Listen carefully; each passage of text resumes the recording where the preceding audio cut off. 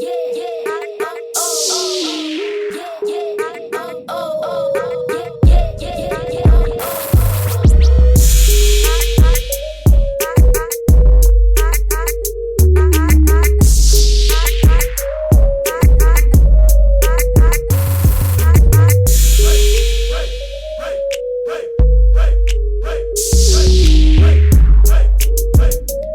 there, this is Tiff from the Tiffany Micah podcast, and welcome to today's episode. Well, last episode, we actually looked at what was causing you to freak out when the pressure was on, wasn't it? And what you had to do for me was that you actually had to answer 4 questions to prepare for this episode. Because what we want to do is we want to now craft the plan to overcome you freaking out under pressure. So we looked at the 4 stages, didn't we? And so those 4 stages were so stage 1 was the situation of pressure. So what kind of pressure was placed on you? Was it physical or mental? But it was a situation that was actually occurring for you. What type of pressure were you feeling that environmental demand? Stage 2 is your perception of pressure. So it was how you interpreted the pressure that was placed on you. Stage 3 was how you actually responded to the pressure, so both physically and mentally. Freezing up, heart beating fast, freaking out, all of that kind of stuff. That was your stress response. And stage 4 was what they call the behavioural consequence, which was really how you perform under pressure. So what was actually going for you during that pressure. So whether you performed well or you didn't perform well. Like I said, some athletes thrive under pressure and some athletes dive under pressure. So I wanted to make sure that you're aware that it's a process that we go through. It's just understanding how that process works and then how we can then work through it. And we also looked at those stages, didn't we, and what causes that anxiety and that stress. And it was like, one was how important it was for you to perform in a particular tournament or competition, and also that uncertainty, you didn't really know how you were going to go. So we looked at that, and then I gave you those 4 questions, wasn't it? So the 4 questions was, number 1, what are the types of pressure that come up for you? Number 2 is how you feel about the pressure. Number 3 was how do you react to the pressure both physically and mentally. And number 4 was how you perform under the pressure. So if you haven't heard the first part of the episode, it's really important that you go and answer these questions that I've just shared again, just as a reminder, because now we've got to create the plan, craft the plan. Now, in order for us to craft the plan, you need to have done that. Okay, so just make sure that you've done it. You might be going, yeah, Tiff, I'll do it when I get home. Great. And most welcome to listen to this episode because we'll work on the solutions. But it's important that you do it, okay? It's not just me just sharing this with you and saying, okay, well, you do this, this, and this. Off you go. We need to understand actually what's going on. So remember, it's creating that awareness. So I'm going to assume that you have now worked out what's actually causing you to freak out, and now it's time to craft the plan, okay? So what really was actually going on for you is you're actually focusing on the end result. So the end result is whether you win or lose. It's will you win or lose, right? It's whether you win or lose, or how many points, or what will the score be. But see, what's actually happening is the focus is not about you executing what you must do in the moment. Your attention is actually elsewhere. So you're not staying in that moment of performing your skill in your sport. You're actually focusing on what the end result should be, right? Win or lose. It's as simple as that, right? Black or white. So what we need to make sure is that you're actually focusing on what needs to be done the here and now, because when your attention is somewhere else, when you are focused on someone or something else, which is not what you've got to do right there in that moment, of course you're not going to achieve what you want. Of course you're going to lose, because your focus is is getting the end result, but you're actually not focusing on what you need to do here and now. I hope that makes sense, because that was a big thing, and that's what I coach a lot of people through, is actually to work on the process that will give you the end result, because we need to do the work to get us to where we want to go. It's like somebody wanting to, and this is a great example, it's somebody standing on the tee. Let's say it's a par 3 hole, and a par 3 hole is like, in par terms, it's the first shot lands on the green and you've got 2 putts, if you're not too familiar with golf. So it's like you want to hit your ball, but you're not completely committed to hitting the ball because you're worried about where the ball's going to go. So what actually happens is when you come down to hit the ball, you actually lift up in that moment that you're about to hit the ball to see if the ball's worked, because you wanted to see the end result, and you haven't totally committed to actually playing the shot properly. So what actually happens is that when you don't commit to playing the shot properly, you come up out of the shot, guess what? It's not going to go on the green. It's not going to go anywhere where you want it to go. So we need to make sure that what you do in the moment, and like I said, from a golf perspective, it's really good to focus on this, but it's any sport. It's exactly the same. You need to focus on what you have to do in the here and now. You know where you want it to go. You know the end result. You know you want to get the ball on the green, or you know you want to get the ball near the hole, or the plan is to go in the hole.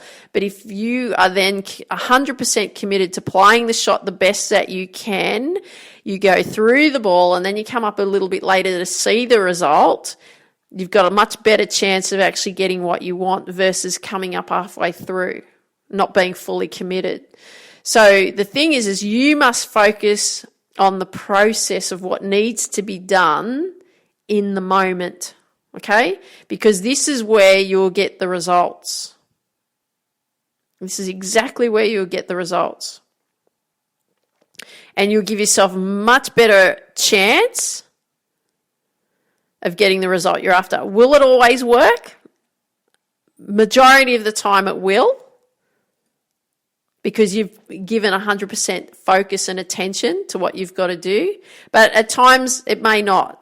But you know what? You've gone, because sometimes, I know in golf situations especially, sometimes a random thought just pops into your head and you're like, where'd that come from? And that's affected your shot as well. Now, that can happen in any sport. In that moment, you could be kicking a ball and passing the ball to somebody, and in that moment, something else just pops into your head. Oh, where'd that come from? Also, it can depend on your opponent as well, because you don't know what your opponent's going to do. You can predict and anticipate and so on what they're going to do, but you don't have control over what they do, but you have all the control over what you do. So we need to ensure that you give yourself every possible opportunity to bring out your best and embrace the pressure. Notice I said embrace the pressure versus freaking out. I wish that when I was 16, 17, 18, 19, 20, that someone had said to me, Tiff, this is what we've got to do. We've got to learn to embrace the pressure, because freaking out is not serving you. It's causing you to lose a lot of matches, and you don't need to lose those matches because you're too good for that. So the thing is if you don't win on the day, what I want you to do is you want to walk off knowing that you gave it your all. And if your opponent was better on the day, then they were just better. It doesn't mean that you were a failure, okay? It does not mean that you're a failure. It just means that they were better on the day. You see the top players in the world, like, say, Nadal and Djokovic.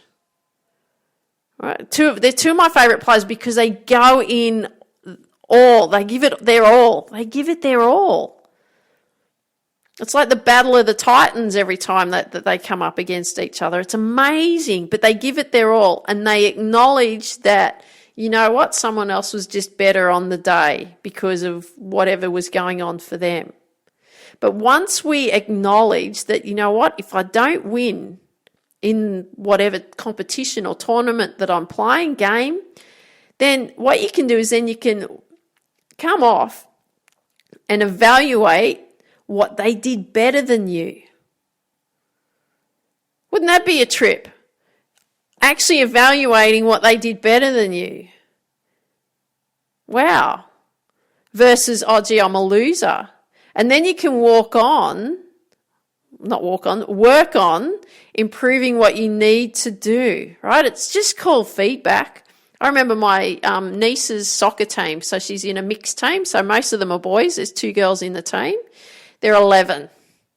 And they had their first loss about 2 weeks ago because they've been dominating. They've been going great because the team is coming together really well. It's so exciting. I love being part of it. But they had a loss. So if you've been following me, I've stepped in and being part of the coaching team and so on. And what's actually going on is this particular weekend, they won their first game on the Saturday. They won 6-4, and then they lost the next game. I think it was 5-3 or something like that, 5-3 or 4-2. Their little faces, they were so devastated because they'd never experienced a loss.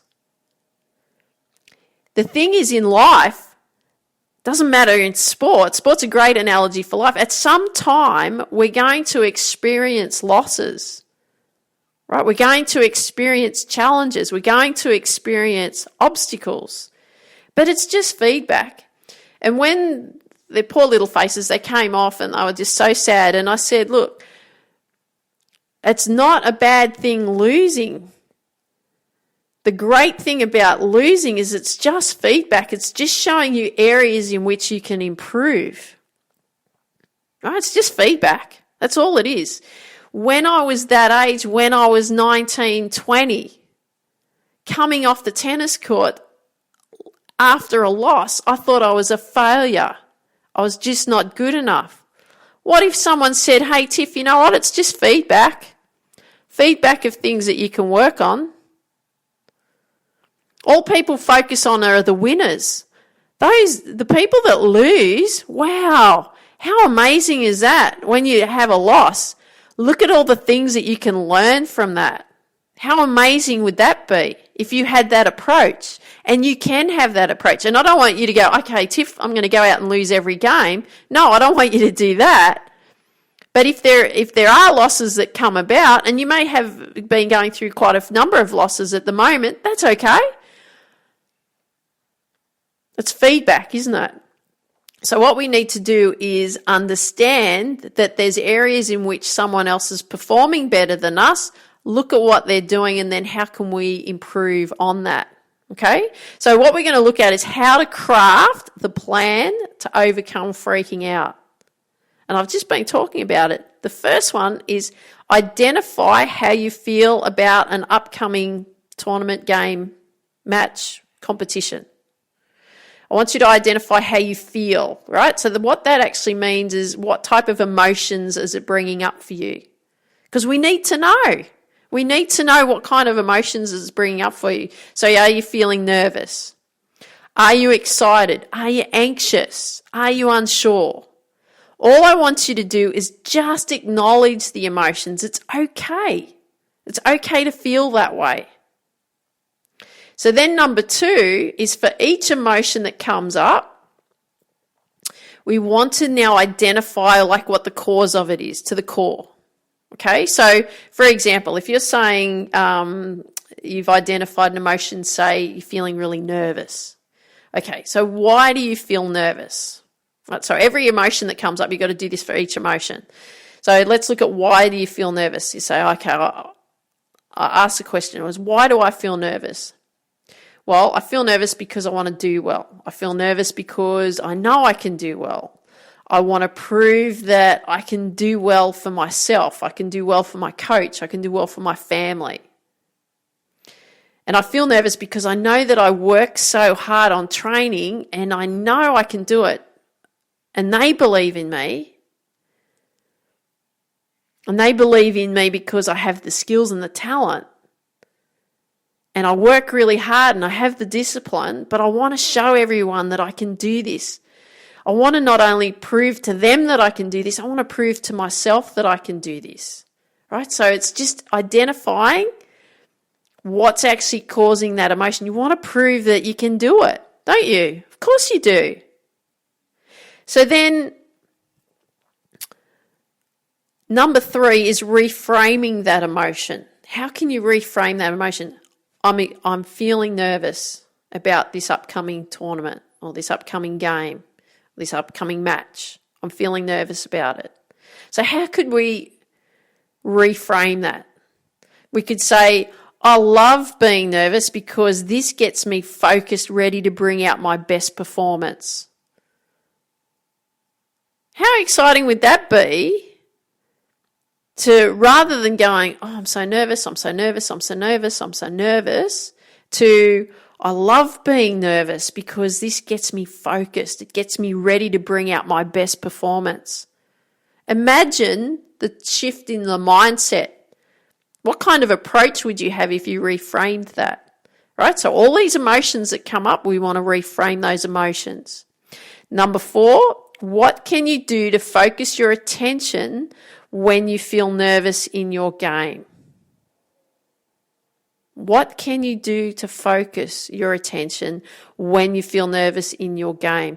So, like I explained to you when I was playing golf, when I was doing a playing test, what did I focus on? I was nervous. I had diarrhea. I kept running off to the bathroom before we teed off. I couldn't think straight. I was hyperventilating. What did I focus my attention on when I felt nervous like before the game and during the game? I focused on breathing. Okay, Tiff, just keep breathing. Just keep breathing. Just play the best shot you can. Just keep breathing. So let's say, for example, in tennis, let's play shot by shot. Just focus on shot by shot. It's all you can do in the moment, isn't it? Shot by shot, then point by point, right? That will give you game upon game. All of a sudden you'll have won the match or performed so much better because where your attention has been. In golf, the thing in golf, for example, is focusing on one shot at a time. You hear it from interviews from so many players. When the ones that perform well is they focus on what they've got to do in the here and now. So it's where your attention is. Okay? It's really where your attention is. So focusing on one shot at a time. Just give it the best you can. Soccer, watch the ball's every move. Watch actually what's going on with the ball. I see even, these lovely 11-year-olds that I love working with, I see them drifting off and looking elsewhere. Watch the ball. Watch the ball. Move yourself in position so that you can execute a pass. Move yourself in position so you can execute a tackle. Move in position so you can execute a dribble. Focus on that. Watch the ball's every move. Okay? And number 5 is actually track what you do. So some sports you can track yourself, do it yourself, but others you can get someone else to do it for you. So if you've got someone that you would like them to track something for you, then ask them. It might be your parent. Okay, like mum or dad, I want to focus on my soccer today, and I actually want to focus on how many times I get the ball onto my feet. So how many times I actually touch the ball with my feet. Because if you look at that, that's a process, right? And then when you come off, they might say, well, you only touched the ball like 10 times the entire match. Okay, well, let's improve that next time. How many times can your feet touch the ball? Something really simple to track. In golf, it might be how many clean shots you actually hit in your day. Just tracking one thing, just to get you focused on one thing. It might be in tennis, how many times you hit a forehand cross court, or how many times you hit a forehand down the line. Especially if you've won and you've hit so many forehands down the line or something like that, that might be an indicator of you got to do that more. Or, you may have hit so many forehands cross court or backhands, right? But it's tracking and identifying what's going on. In swimming, it might be how many strokes it takes you to get to 50 metres. So it might take you I don't know how many strokes it actually takes to 50 metres. I don't know enough about swimming, but if just, let's say, for example, it took you 100 strokes to be able to complete 50 metres, then you can then compare the amount of strokes with your time, can't you? And then, okay, if I do more strokes, will that improve my time? Or if I do less strokes but I'm more efficient, will that improve my time? See what I mean? So now we're actually like identifying a process. We're tracking the process, because the thing is it's the process that will actually give you the results.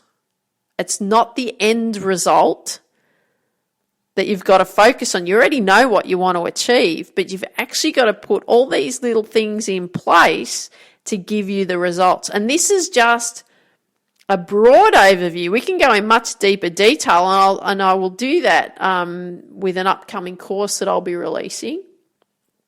And I'll tell you about that when it's coming up. We can go into that in much bigger detail when you then understand what you need to do in the process. The results are going to blow your mind, absolutely blow your mind, because when the attention is elsewhere, you're not going to get the results that you want. When your attention is what you need to focus on in that moment in time, you'll give yourself a much greater chance of getting what you want. And I'll just share a quick story with you with regards to golf. When I teach people golf, and I'll use my mum as an example. Actually, she's a great example. I love my mum. She so badly wants to do well. She so badly wants to perform well in her sport. She loves it, absolutely loves golf, loves it to the core. But what happens to her, she goes through this, right? She puts herself under pressure. She freaks out. She gets nervous. She gets butterflies in her tummy and so on. When she tracks actually her process, she does amazingly well. But she doesn't do it all the time, see? So what then happens is she then focuses on the end result, and that's all her focus is on. Then her skill level drops. Her skill level is not as good. She doesn't get the results that she wants. When she actually tracks specific things in her game, guess what? Her attention is on what she needs to do in those moments. Guess what? She performs better. It happens with everybody. It doesn't matter if you're an amateur golfer, you're a professional golfer, you're in the midst of training to become a professional athlete, whatever your sport is, you've got to focus on the processes, because when you change your attention and you focus on the process, the results will come. And I'm going to leave you with that. So I hope you enjoyed today's episode. Make sure you answer those questions and you start tracking actually what you need to be doing. I wish you the very best in doing that. And I want you to reach out and share with me what's going on for you, because I look forward to hearing from you. So make sure you do that. If you've got 30 seconds to spare, I'd really appreciate a 5-star review wherever you hear these episodes. If you've got friends that you know that would benefit from these episodes, I'd love it too if you could share with your friends, because we want to build the Reach Your Potential with TIFF community as big as we possibly can. And I want you to dream big, believe in you, and go after your dreams. Have an absolutely awesome day. Take care. Talk soon. Bye-bye. Yeah, yeah.